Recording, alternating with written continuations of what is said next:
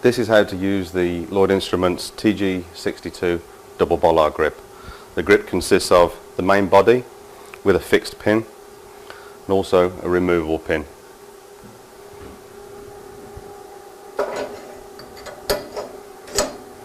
To fit the webbing, make a loop back on itself and feed the loop underneath the pin.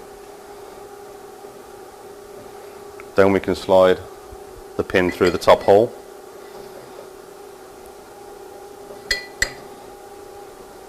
Forming a double loop which secures itself. We'll now try a test.